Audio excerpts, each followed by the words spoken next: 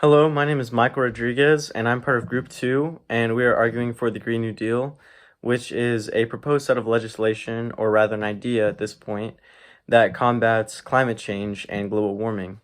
And so, before my group can talk about what the Green New Deal is and what the cons and pros of it are, it's important to know what climate change is. And what climate change is it's basically the long-term change in Earth's temperature with detrimental and permanent ratifications.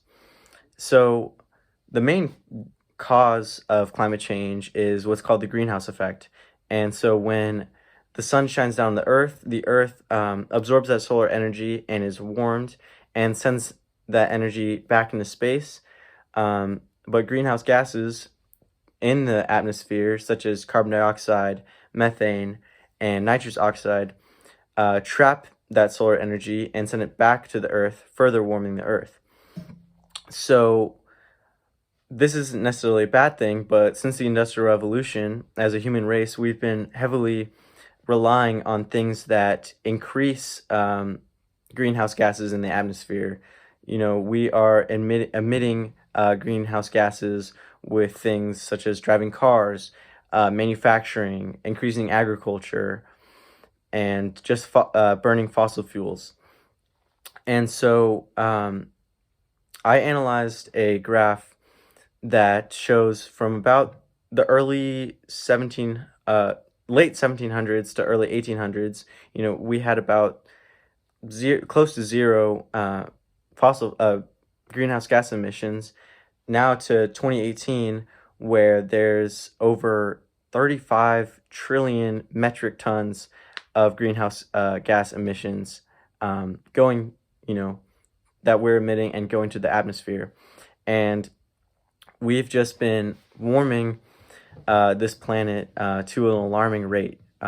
We've been able to track our world's temperature since about 1850, and since then, our climate has raised about zero point 0.6 degrees Celsius, and the United Nations Intergovernmental Panel has predicted that in the next century, our climate will rise between 1.8 degrees Celsius to 5.8 degrees Celsius, and they've also predicted that our oceans will rise 9 to 8 centimeters as well. And so this is really concerning because with our climate rising, this will raise oceans, which will cause more floods and more people to be injured or have their homes destroyed.